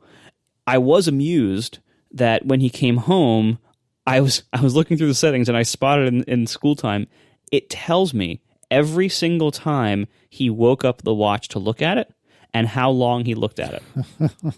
So I was able to say, hey, Adam, hey, you know what? You looked at the watch 71 times during school. We have to lessen that. He just got it. It's a new thing. Of course he's going to be looking at it. It's cool. Right. And we had the whole conversation about, this is not a thing to brag about. This is not a thing to show off. Like that's not a good thing. Like just, if people ask, you can say that your parents got it for you so they can see where you are and so you can call them. That's the official story to tell kids in school. And I know he wanted to show it off. Yeah, of course he wants to show it off. He's a kid, right? I knew this was going to happen. The reason I bring this up, though, is that the battery life was not great at the end of the day. So after school, it was down to 33%. As we were going home from the playground in the evening, I went to go pick him up. We were going home from the playground in the evening, and it was about to go into power save mode because it was down to 5% or something. So the way it was used today, the battery life seems pretty bad. But I think because it was new and because he probably was looking at it and showing it to a lot of people all the time constantly, it was probably depressed somewhat. I explained to him about things like, the workout mode, which he of course has already tried. He has explored so much of the watch already. He was within 20 minutes of having it, he was doing the individual handwritten characters to respond to me in a text message. Can you imagine if you got a device like this when you were that age, what you would have done with it? Think of every nook and cranny that we explored of our crappy, personal computers that had such limited functionality. This one thing that's on his wrist all day does so much more than us writing basic programs. And we were, so it does not surprise me. All they've got is time, and they're going to find everything that they can do with it. Exactly. Yeah. He and his friend in school have already asked, are there any games on it? And I'm I know there's not on it now. I don't actually know if there are any good watch games. Adam will tell you. Yeah, right. He'll eventually know. Yeah, I don't think that would be a great idea for the battery life reasons. But also on the battery front, one concern I've had with this that I've mentioned, I think David Sparks told me about it, years ago, is like when an Apple Watch with cellular is away from its phone all day long, it keeps the cellular active way more than the average Apple Watch does. Like most people with cellular watches, they're with their phone most of the day, but you just might go out like maybe for a jog and have it be on cellular. But like it's not going to be like an all day thing the way it is if you're going to school, you don't have a phone. So the cellular is actually not really designed to be on that long battery life wise. And so I think the battery life might just always be really crappy in this context, like the way it's being used this way. This is also the smaller watch. The bigger watch would have had a bigger battery. It would have looked even more ridiculous on him, so we didn't do that. But that might be a concern for anybody thinking about this, that battery life is going to be an issue. This is what I'm going to watch like as the novelty wears off and it just becomes like a thing that he has on his wrist. We'll see how that changes things. I might also change the screen to tap to turn on rather than raise to wake. I think that might help. Again, because this is the SE, it does not have the always-on screen. In this case, I think that was a very good decision because the battery life is going to be so constrained. So anyway, we'll see how that goes. Battery life is my primary concern. It at least will be just barely enough. Hopefully we can get better than that with maybe different settings and novelty wearing off. But overall, so far, it seems really good. And it was amazing that and part of this, again, my kid, he's a nerd. He figured it out real fast because he's made of us. But he literally has had this phone for a day, and he calls me from the playground. I had messaged him hey, we're going to dinner. Meet us there, or we'll come pick you up. And he calls me from the playground in response to my text. Okay, Daddy. Yeah. Okay. Well, I'll see you there. I just got my first phone call from my son, and it's from his wrist from a playground. Yeah, if you could have lifted your wrist on the playground when you were 8 and called your parents and talked to them, just think of another ridiculous thing. We've talked about this before about things that we did with our programmable calculators in school, which were such pieces of garbage in terms of computing ability, and yet we'll find every nook and cranny of thing that we can do with them that's cool. And he's living in the Dick Tracy future. It's just, I'm very jealous of the kids these days. They don't know how good they have it. We had to play Snake on a stupid calculator, and we liked it. You say all that, and I agree with you by and large, but also consider that Marco and Tiff will know where Adam is always. And I think we talked about this last episode, maybe a couple episodes ago, but I was a pretty straight shooter growing up. I really didn't do anything. I don't think that was that particularly egregious. But nevertheless, part of being, and granted, I'm talking about being a teenager, not talking about being, a grade schooler, but part of being a kid is doing crap that your parents don't want you to do. And so even though I agree with you that having all this technology on his friggin' wrist is incredible, and in putting myself in Marco and Tiff's shoes, I would probably make the same choices. But I think it's worth recognizing that in some ways I was going to say hindering, but that's not fair. We're changing the way that our kids are associating with us or treating us as compared to the way that we treated our parents, which is probably healthy and natural. Oh, don't you worry about it. In 2 weeks, you will know how to disable the location and put it in a thing. First of all, teenagers absolutely will figure this out. But even young kids figure out how to get around screen time limits, how to not show their location when they don't want to. At this point, Adam probably doesn't want to hide his location from his parents. But when he does, rest assured, he will have no problem doing that. Oh, yeah. And then the other thing is, you probably haven't experienced this yet because you just use it for one day and you haven't been that far away. But, my kids have Apple Watches. Finding the location via Apple Watch, it's hit or miss depending on cell coverage, depending on battery life. Sometimes you just go to Find My and it spins for a while and you just don't get to see a location. And these are not in the cases where my kids are intentionally hiding it, but they're just at school or at their sports practice or something, right? Sometimes you just can't get a signal from where they are. And sometimes you just don't know. So it's, unreliability is a factor. My one suggestion for Marco in terms of battery life is perhaps, this is from, I have this experience with my dog's thing, which is a similar tracker. My dog doesn't look at her tracker very often. But anyway, same deal. If it's it's got GPS in it, but if it's on sort of the cellular network or the, communicating to GPS satellites all the time, it really kills the battery. What you want is for it to be on Wi-Fi. So you register the dog tracker thing with Wi-Fi, with sort of known Wi-Fi networks. And if it can see one of those known Wi-Fi networks, it does all its communication over Wi-Fi, which I think just takes less battery than trying to do the GPS/cellular stuff. So if your school has a Wi-Fi network, can you get the watch on that Wi-Fi so that when he shows up at school, it switches cellular off, or at least uses it less often, and instead just speaks over Wi-Fi? Let me paint a picture for you. He's in a new school this year. He just got an Apple Watch. He's the only kid in his class with an Apple Watch. And this is a school that I barely know because it's a brand new school. There is no way I'm going to ask them for the Wi-Fi password for his Apple Watch. It's probably written on the wall on a big piece of paper. You just need to go in there, and this is the thing that annoys me about my local schools. All my local schools have Wi-Fi, but they don't tell the parents what the password is, and the schools are in a cell phone dead zone.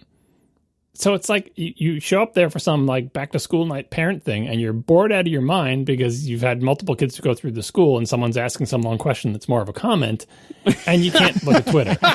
and you know there's Wi-Fi, but you can't get on the Wi-Fi because they won't tell you the password. And the kids are on it through some like a certificate system that like only their phones can get on it. Like you can't get on it unless you know the password to the guest network. Anyway, if your school has Wi-Fi, the password is on the wall on an 8.5 by 11 piece of paper. So you should just go there, look around, and the Wi-Fi password would be like the name of the school plus 123, and then just serendipitously, secretly just put the watch on Wi-Fi and see if that helps. Yeah, I mean, there are complicating factors. For instance, I'm not sure I'm allowed in the building. Yeah, well, all of this is a non-COVID times discussion as I discuss my kids being at school and stuff like that. So, yeah. It's amazing to me, John, how often you find yourself in a cell phone dead zone. Are the witches and rich people? The answer is rich people. I am a rich person. I live among rich people. Rich people do not like cell phone towers. Yeah, but they like having the things that make them happy, like cell service. No, they don't. It's a very much NIMBY thing. It's hard. Yes, when you're in the richest neighborhoods, there's usually bad cell coverage. Well, guys, this is a problem I've never had. I mean, like I'm not in the richest of rich neighborhoods, but the richer neighborhoods you get, the more I go towards people's houses who have actual mansions and actual like backyards and land, the cell signal gets worse. Like if you take the green line through the T in Boston through certain sections, you'll know when you're driving through the richest of rich sections because the cell signal gets worse. And it's like, I think the same thing. It's like, well, wouldn't you just want... Isn't that annoying to you? Wouldn't you want to have good cell signal? Not as much as they don't want to have cell towers, I guess. Yeah, I'm lucky that my neighborhoods have cell towers in them. Like we're easily able to see them. Even it's very obvious, so we have great coverage. But yeah, like there's like if you like drive a little while, go to like a few towns over to like the super rich one, and you get no signal whatsoever for anything. I mean, I hear you. It's so different than my lived experience, which isn't to say you guys are lying or wrong or anything. It makes sense. It's just, it's so different than my lived experience. It's hard to wrap my head around. I think it's a different set of values depending on where you are. Because in my experience, in my small experience in the Midwest, visiting my in-laws, the ritzier neighborhoods there tend to value things like having good television and internet and cell coverage more than they value not seeing cell towers, right? And just for whatever reason, maybe it's old money versus new money, or maybe it's just a different East Coast, West Coast attitude, or just a technological bent versus not, the equations don't, or maybe it's population density, availability of land, for whatever reason, I find it incredibly frustrating in the specific area that I am up here in New England. The old money, rich people houses don't have cell tower. And maybe it's because all the land is already all bought up and already all developed. So there's no available place to put the cell tower that's not literally in someone's backyard. And no one wants it in their backyard. They would love it if it was in someone's backyard 5 blocks away, but then that person doesn't want it. It's total NIMBYism. Yeah. Also, like, hills are a huge problem. Like, so if you have any kind of terrain, you need a lot more cell towers than you would think, and it makes it even harder then. Marco, I don't think you ever get to this neck of the woods, but there was somewhere, I want to say it was maybe 684. I'm not confident I'm right about that, though. There was a couple of cell towers where they put like fake like needles, like oh yeah, the cell trees. Yeah, the cell trees. Yeah, like whenever I'm on a long highway drive, you see those pretty frequently. Yeah, because I believe it was the stretch of 684 that I would take away from my parents when they lived in Connecticut, and I would take it down toward the George Washington Bridge and all that. And I vividly remember there were a couple of the cell trees. They're these things that, like, if you only glance, the top of them looks like a very, very thin, like Charlie Brown style, like needle based tree. If you only glance at it, but it's like 800 feet taller than every other thing around it. Yeah, they're so way taller than actual trees. Yeah, it's the most preposterous thing I've ever seen. Oh my gosh. It always made me laugh every time I saw it. Yeah, it's like the world's worst toupee. It's like you're fooling nobody. Going back for a minute, just to close out the subject, we got into the subject about location tracking ethics within a family. Because it is kind of interesting that, like, we can see our son's location at all times as long as he's wearing his Apple Watch and the battery is good and the cell signal is good and everything. The ethics we've established so far, which is first established between Tiff and I, is that location sharing is reciprocal. So I showed him the Find My app on his watch and said, here, you can see where we are too. Interesting note on that. I repeatedly show this to my kids because they're constantly asking when we're going to pick them up, where are you? I'm like, you always know where I am. We all share our location. Find me. And no matter how many times I remind them, I guess it's too much of a hassle for them to open up the Find My app. Like, they can't. It's not that they don't know at this point. I've resorted to taking a photo from my perspective in the car of where I am, hoping that they can see how I'm by this part of the baseball diamond, and you need to just walk across and come to me because this is where I'm parked. And it's like, or you could use Find My, like our location share. I thought this was, I didn't know if we set it up so long ago, but I just assumed this is the way family sharing works by default all the time, is that everyone shares the location already. But yeah, we totally do that, even though it only ever seems to work one way, where we're constantly trying to find the kids and they don't care where we are. Yeah. And the other rule that we follow is, the sharing is reciprocal. So if I can see you, you can see me. And also that we don't make a habit of idly checking it, that we only check it if we need to know for a good reason. And it doesn't need to be like emergencies only. It can be like, hey, I wonder if Tiff is on her way home from the thing she was at, so I know to like start cooking dinner. It could be something like that, but like it isn't a thing that we like idly just check for no reason at all, because that feels like a little too invasive. Yep. And it is very convenient, for the record. Like, it is a really neat feature if you're trying to do something like that, like get dinner on or whatever the case may be. But yeah, it definitely comes across as a little stalkery on the other end, for sure. Oh, goodness. So Adam seems to definitely like it. How do the two adults feel about it, Marco? I mean, so far, so good. It's only been one day, so maybe I'll do some follow-up on this like in the future after it's been a little while, so we can kind of see how it works, in more practice. But, so far, so good. Yeah, I got to say, I am deeply concerned about battery life on that device. Yes. Because as I've mentioned numerous times, the battery life on my small Apple Watch Series 5 has never been stellar and is getting considerably worse now that it's about a year old. I still haven't ordered a replacement because I just can't be bothered by the god-awful website. I'm still allergic to the inside, and I don't want to go to the Apple store, so I might never order one. Who knows? But nevertheless, I am really concerned about what it would be like to run my watch on cellular all day long. And perhaps there's some sort of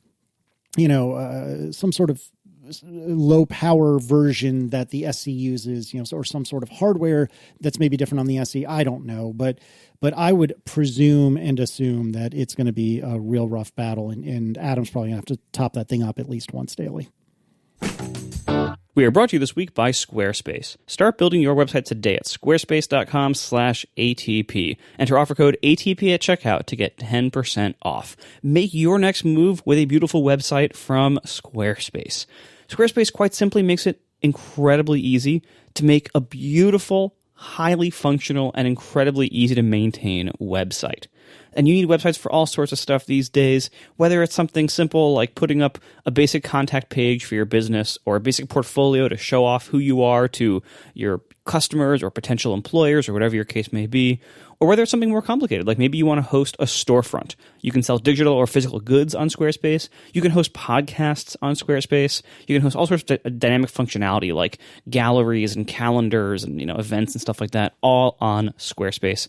And it's incredibly easy to do do all of this stuff.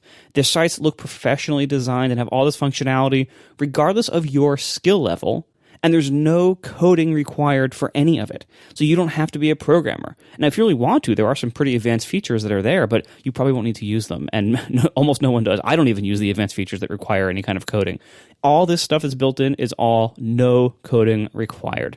You can customize it to your heart's content. You can match your preferences or your business's branding or your colors or whatever you need. You can even design logos right in Squarespace.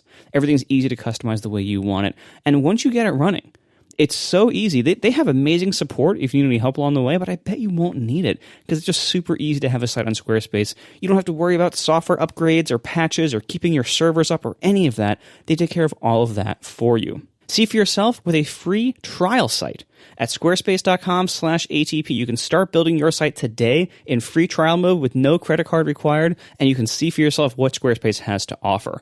When you decide to sign up, make sure to head back there, squarespace.com/ATP. Use offer code ATP to get 10% off your first purchase. That's squarespace.com/ATP, code ATP. Make your next move with Squarespace. All right, so let's return to Ask ATP for the first time in a couple of weeks. Mike Lee Williams says, I want snapshots of my Mac. I have a network-attached storage that supports BTRFS. Is that butter? What is the correct colloquial Some people say ButterFS. I always just say BTRFS. Who knows how you're supposed to? Okay. Should I use Time Machine or should I just clone using something like Carbon Copy Cloner or SuperDuper and then take a BTRFS snapshot? I ask because a network Time Machine backup seems like it has the half-life of like 3 months max. John? I know a lot of people have problems with network time machine backup, and maybe I'm just a network time machine unicorn, but I don't.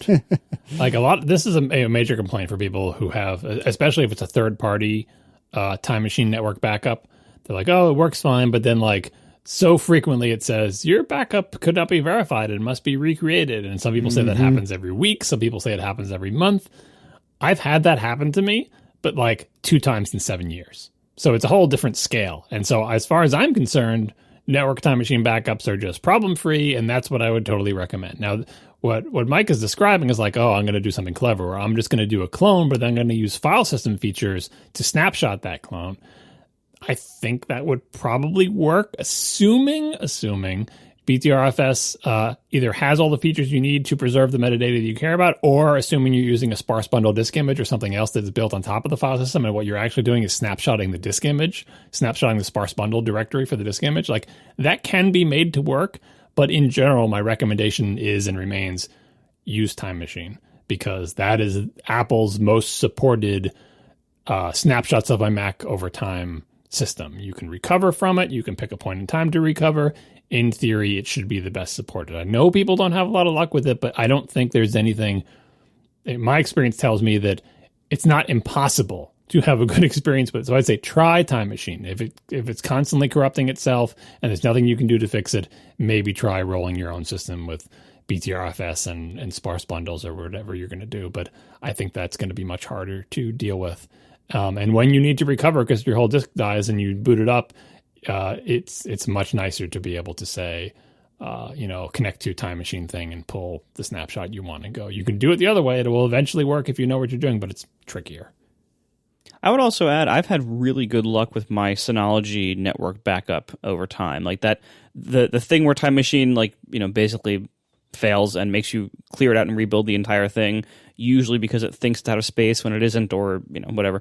That happened to me all the time with almost every previous Time Machine setup I had ever used until I did the Synology's hosted network Time Machine thing, and that works perfectly for me. And one thing that might make a difference here is that the way I set that up is with disk quotas per user using it.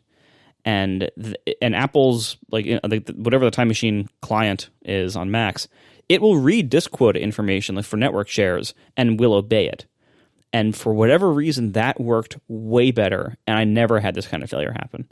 Whereas, with previous Time Machine backups, I had that happen, about every 3 months. That's about right.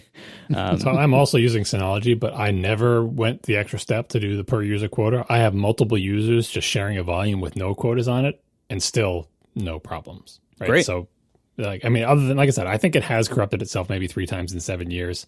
But it's so beneath my radar that I just tend not to think about it. So it could just be a credit to Synology's implementation of the Time Machine hosting. It could just be dumb luck, but it's not impossible is what I'm saying.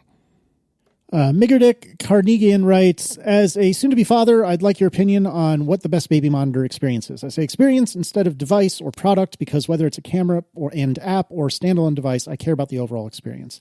Now, you have to consider that the youngest child of the three of us is just shy of 3 years old now, so this information is a bit out of date. I think I might have heard it from Marco and Tiff, but I heard from somewhere that you really, really, really, really do not want an app-based thing. Yep, that was us. Okay, and as soon as you guys described why, which I will give you a chance to do in just a moment, it made perfect sense. Now, again, this is information that in the case of the Armints is what, 8? How old did you say Adam was? 8, 9? 8. 8. Okay, so it's 8 years out of date, and for me, it's 3 years out of date. But I am looking at right now in my hands is our Infinoptics monitor. I think that's right. I'll put a link in the show notes. It is a device that you carry around with you, and it shows video and audio, or it shows video and plays audio of your kid or kids' rooms. I really love this one in particular because the model that I have has a standard USB plug to power the handheld receiver thing. I don't know if that's still the case today, though, so double check my work on that. But when I bought it, it was one of those, the things you would use for like headphones and like a Kindle, whatever that size is. I don't care what it's called. It's one of those standard ones, which is great because you can plug it into a computer, you can plug it into a wall wart, you can plug it into darn near anything. I'll put a link in the show notes. Marco, can you tell me why it is you don't want a Wi-Fi / app-based thing? Yes. So this is a common trap that nerds like us fall into when we have to buy a baby monitor for the first time. Is one of two things. Either A, let me get the coolest technological one that is almost always some kind of like service-based one where, it's IP-based, and so there's like some kind of cool Apple-looking camera, and then you can either use their monitor or it just uses your phone, and you can check it from the cloud, and you can even have it so you can check it when you're at your friend's house or whatever, or down the street. Who knows? You can, for some reason, if you left your baby at home and it isn't something that requires you to go to jail, then great, you can check it from there. Okay, or pitfall B is you see how expensive baby monitors are, and you're like, these are just cameras. I can get a cheap IP camera for X dollars instead. I'll just use an IP camera. It'll be better and cheaper, and I'll view it from all these different IP camera-based viewing apps on my phone. So the problem with the former, the fancy camera, is that whenever you are sending something out to the internet and back, you will introduce significant latency and unreliability. And there will be a strong incentive for the service that you are using to compress the crap out of the video to save on bandwidth costs and to make it more responsive. And so you end up basically with a latent, unreliable, crappy video stream. The problem with the IP camera is that, first of all, it's just more crap to set up at a time in your life when that's the last thing you need.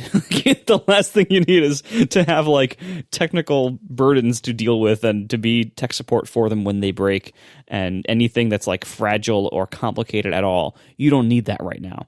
The other problem with IP camera stuff is that like you're still using some kind of phone to view them. You're limited by the network. You're limited by any kind of like whatever the Wi-Fi coverage in the various relevant rooms might be, or whatever your connectivity setup is. IP camera viewing apps tend to be terrible as well. I never found a good one when I briefly had some IP cameras. So it's not a good world to get into. It's not as nice as you think it is if you haven't tried it, and it's not great. And the last thing you want out of a baby monitor is latency or unreliability, because that literally ruins the entire point. Not only do you need to trust, if you're using a monitor, you're using it for a reason. You want to see the state of your baby, or hear the state of your baby, which they will usually make clear to you. If it like freezes or the video is delayed or whatever, it dramatically reduces the utility of this device, and it calls into question why you are using one at all if you're going to have one that has significant delays or is unreliable at all.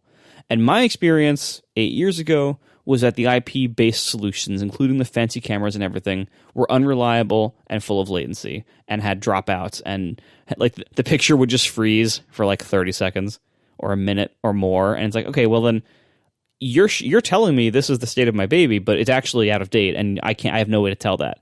That's the last thing you want out of that kind of device. It's also just really annoying when it's not live, when there's any latency at all. You're going to hear the cry and scream, like the quieter version from, the next floor up when you're downstairs. And then 3 seconds later, you hear the echo, you hear the louder version out of the monitor. And that latency is really annoying and can create some interesting feedback loops. And so the last thing you want is for your baby's cry to be made more grating on your ears and more annoying. This is not the time of your life when you need that kind of thing. This is the time in your life when you need very simple solutions that work every time, that ask very little of you. The regular old style where you just have a camera microphone thing on one end, you have a portable monitor of some kind on the other end, and they talk over RF directly in your house with no networking involved. That is the best kind, because it is instant, there's no latency, it's reliable, way more reliable than anything IP-based or network or internet-based. Usually it's also cheaper, even because, all these solutions that use your phone as a monitor, that might have made some sense in a world where screens are expensive, but screens haven't been expensive for a long time now. The regular old setup where you just have a camera and a screen with a battery behind it that you can plug into USB or whatever, that's a great setup, and none of those components are expensive. Those are all very cheap things these days. So the actual cost savings for anything else would be minimal, I think, maybe even negative. So just get the old kind that just has a camera and a dedicated little handheld monitor thing. And you don't need to involve your phone. You don't need to involve the internet. You don't need to involve any kind of weird cloud service or local networking weirdness or latency or anything like that. This is one of the things where the old way is actually better. There's a classic story in my mom's side of the family, and I don't know if it's true or not, but they apparently, when my mom was growing up, their family was really, really close with the family across the street or maybe around the corner or something like that. And, my mom is 65 years old now. So this was, the mid to late 50s, early 60s. And the story that I've been told numerous times is that what they would do is they would call from the house that housed the baby to the house where the parents were hanging out and leave the phone off the hook in the baby's room. And then they would leave the phone off the hook at the house where they were partying, where hopefully they would hear if the baby was screaming. And then one of them would run back to my mom's house and help her, or one of her younger brothers if necessary. I don't know if that story's real, but it always made me laugh that was how they handled it, in the 60s was, we'll just call each other because local calls are free even back then. And so that was what they did. John, before I move on, any thoughts from you? Well, if you don't mind everyone telling you that you're a terrible parent and you're going to kill your children, there's always the option of attachment parenting and co-sleeping and other situations where you don't actually need remote monitoring for your kids because they're sleeping with you all the time, but or some of the time anyway. My kids are so old that I just had the audio-only monitors, so that was a different world. In today's world, obviously, this is speculative. I don't know what things are, but I do now have cameras in my house. And in my opinion, the cameras I have just a bunch of Nest cameras, like the current models. The reliability of them is fantastic, and the latency I find perfectly acceptable for monitoring children. I'm not using it to monitor children. I'm just using it to monitor my house and occasionally my dog. But it's very similar. I think they're dead simple, reliable, and I think the convenience of being able to just look at it on your phone is super convenient. That said, I don't have a baby. I don't know what it's like. I don't know what I would choose. All I can think of is what I'm used to, which was pure analog RF audio-only monitors, which we got for our first child and we just kept using for our second. I still have a little bit of PTSD hearing the sort of staticky, amplified cries. Just anything associated with raising infants into toddlerhood is going to probably, depending on your kid, be somewhat traumatic for you as a parent. So choose wisely. Maybe that's a reason not to use your phone, because now you might start associating your phone with this, Anyway, raising kids is hard. And I'm not sure what the best solution is, but I think if the experience you want is the ability to to view and hear your child at any time in the most convenient way, based on my experience with the Nest indoor home cameras, that would have, if that had existed when my kids were infants, I think that would have fulfilled my needs perfectly, and I wouldn't have minded all the things Marco talked about in terms of latency and so on. I have Nest cameras. They're not good for this. There's too much latency. Too much latency for you. I have them in my house. They're fine. Every time I look at my thing, like, you're right, there is lag, but it's sufficient. Like, it's never 30 seconds or a minute. It's like 1.5 seconds. Even when I'm in a different state, I can just look at the inside of my house in essentially real time. The image comes up quickly. It's high resolution. It's reliable over the internet. It helps that I have a very fast network upload connection from my house, right? It's fine for my needs. I don't need it to be super duper real time. But again, I didn't use it with babies, so I don't know how well it works in that scenario. Finally, John Metcalf wants to know, hey, is Marco watching the possible Tesla competition like the Polestar for future lease shopping? The Polestar 2 is smaller than the S, but it seems like it could be a proper competitor to the 3. Interested to see where the line goes. And I would agree with that wholeheartedly. I'd also like to call out, since this askatp was asked 14 years ago, MKBHD has done another episode of, what is it, Autofocus? Is that the name of his car series? I believe that's right. And he did an episode on the Porsche Taycan. I don't know how to pronounce it. He doesn't know how to pronounce it either. It's fine. Yeah, exactly. And in fact, when he was tweeting about it during the editing process or filming process, he tweeted, "Boy, am I glad I started this car video series. This Porsche Taycan is actually a very different car than any Tesla, and just a few lucky people have experienced both and get to articulate that. Should be a fun video." And we'll at least put a link to the video in the show notes. I'll also try to dig up a video from Rory Reed, formerly of Top Gear, who did a test of the Model 3 versus the Polestar 2, which is worth watching. Both of these videos are like 10, maybe 15 minutes each. But to answer the question, Marco, are you keeping your eye on anything, or are you Elon or nothing?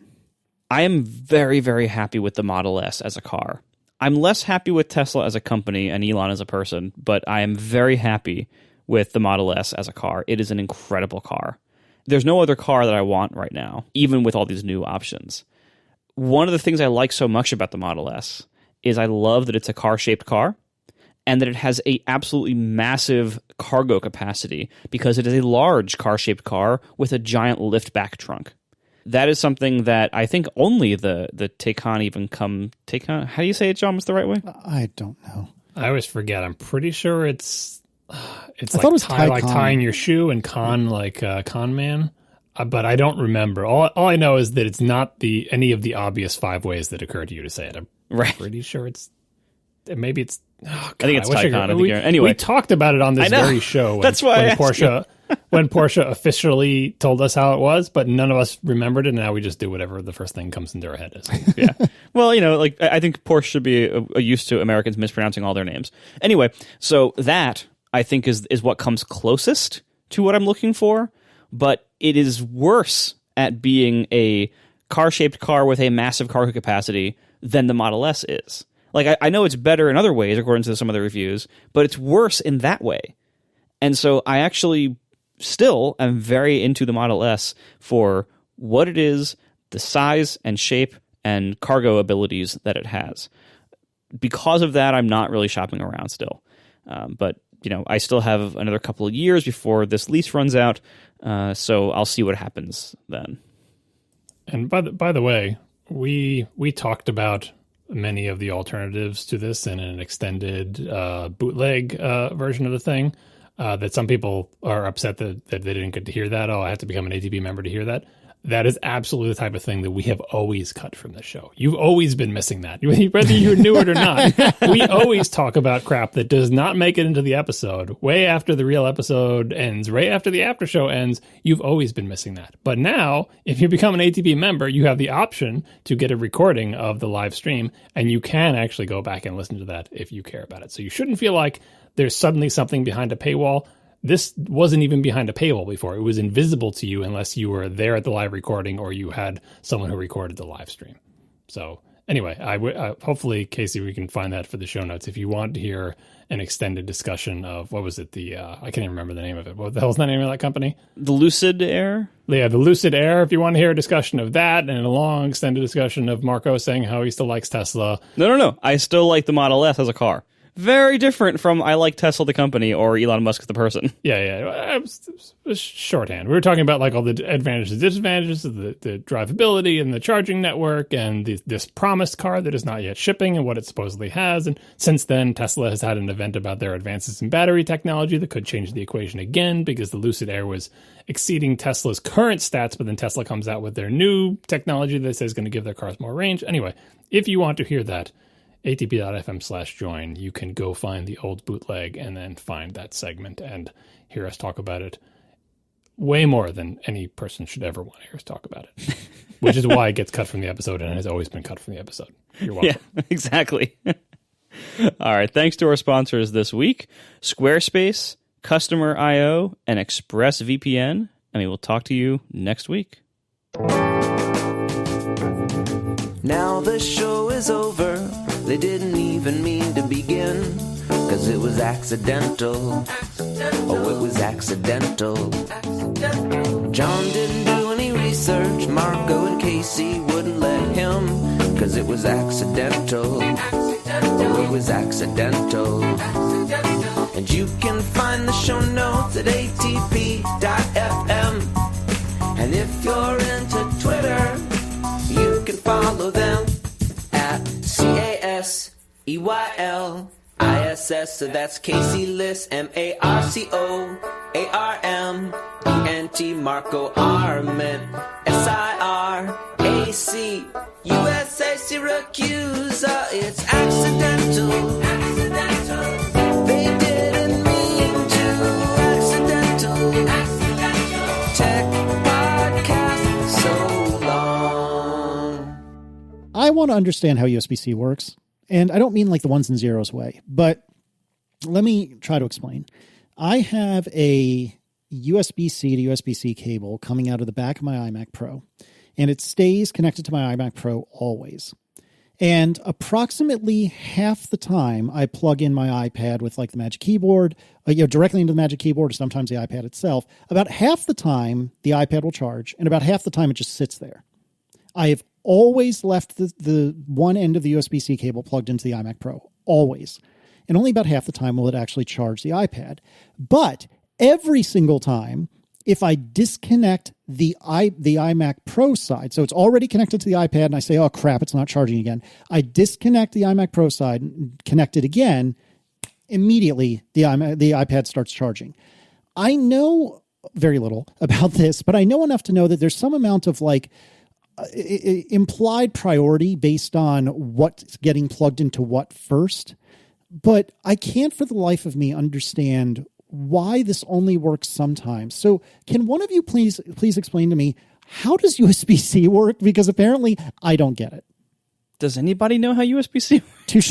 Well, I don't think you need to know how quote unquote USB-C works here, but the main thing you have to know is that on both sides of this, but especially on the iOS/iPadOS side, there is software involved in the successful completion of the task that you're expecting to happen, which is what you want to see happen is you want to see a little lightning bolt appear over your little battery icon, and you want to see charging begin. Mm-hmm. That is not, strictly speaking, just a thing that is defined in the USB spec straight ahead. There's the software on both ends. Now, we know how reliable the USB stack is on macOS these days, right?